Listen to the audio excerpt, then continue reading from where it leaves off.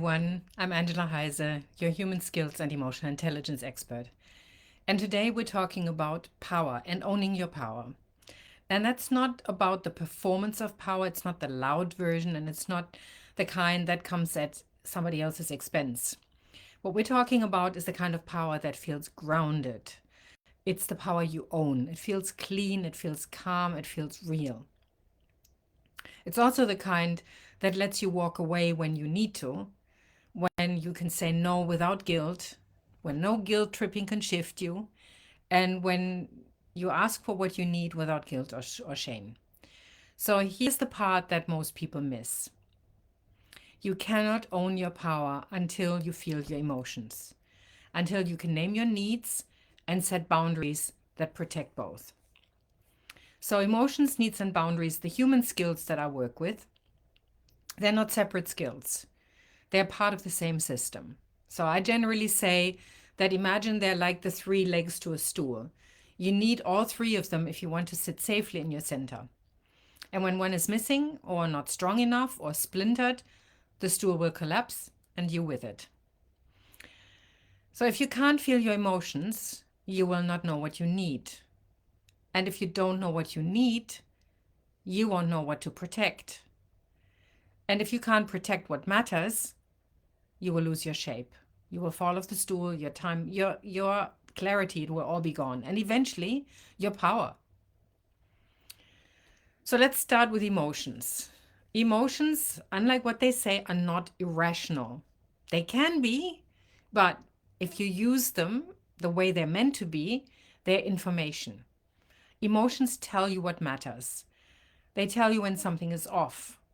And the problem is that many of us learn too early, way too early, that our emotions are too much, too inconvenient, too dangerous, too. So we learn to suppress them. We smile when we're upset. I'm fine. You remember that one, right? We work harder instead of feeling exhausted and resting because we just don't want to feel that. We apologize for crying and we stay quiet when something hurts. And, name an emotion and then look at how you deal with it. Chances are you push down your emotion. You disconnect from your own inner cues.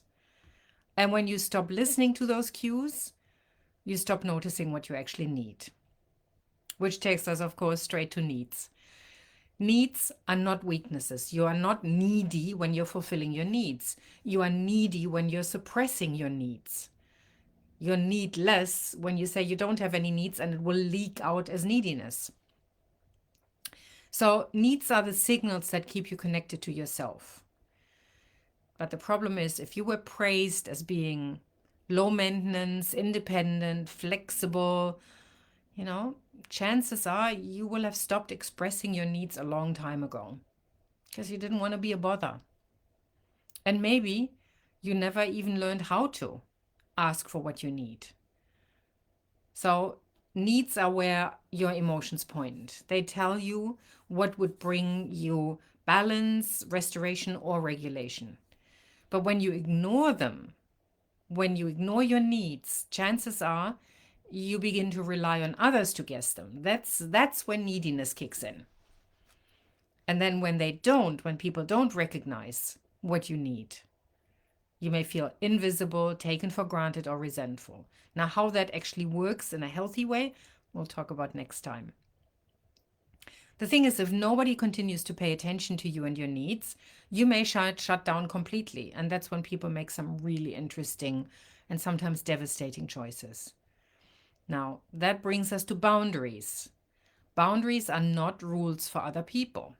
Like needs are not rules for other people. Boundaries are agreements we make with ourselves. It's what we know, what we don't want to accept, what we will allow.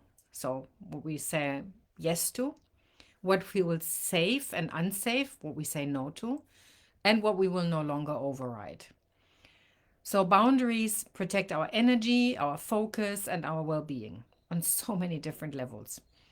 But they cannot exist in a vacuum. You need emotional awareness to sense when something is not okay. And you needs awareness to know what you're protecting. So then and only then can you draw a clear boundary. One that is not reactive, it's not a wall, it's not harsh, it's not defensive, it's just honest. Let me give you an everyday example. Someone asks you for help, but you're exhausted, you're already stretched to the max. I don't know if you've ever watched the Incredibles, Elastigirl.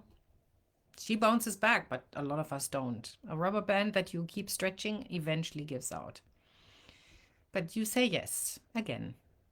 You override the tension in your body. You push down the discomfort, the stretch, and you ignore that little voice that says, I don't actually have the capacity for this. So, what just happened? You had an emotion, maybe guilt, maybe anxiety, and that emotion pointed to a need, which may have been rest or space, recovery, whatever it might have been. But you overrode both of those. And now the yes costs you much more than it should. And that yes can become a habit. But the thing is, it's more than just a habit. It becomes a nervous system pattern. It becomes something that really drives you, and a belief that drives your physiology. That's the belief that says, I have to say yes to be safe, to be liked. I have to say yes to avoid conflict. I have to say yes to stay connected. All of those things that we tell ourselves why we've become so indispensable and why we can't set a boundary. The good news is that all is a pattern you can change, not through willpower. Well, willpower to say no is one thing. But first comes the awareness, the small adjustments, and the willingness to listen to what your body actually has been trying to tell you all along. So, what does it look like to reclaim your power? Now, it's not about suddenly saying no to everything. It's about noticing what's happening inside of you and responding from there. So, it's not about becoming hard and putting up a wall. It's about becoming clear. It's about putting up a safe screen. When you honor what you feel, when you recognize what you need, and when you protect what matters, and when you stop managing everyone else's emotions and start leading your own experience, that's where power begins. That's when you own your power. So over the next 3 weeks, I want to explore with you each of these three in depth. Emotions, how to feel, how to feel without getting flooded. Then we're going to talk about needs, how to identify and express needs without guilt.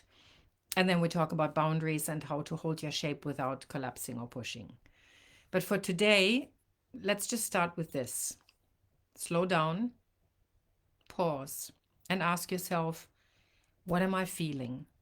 What do I need? And what's the boundary? Is there a boundary?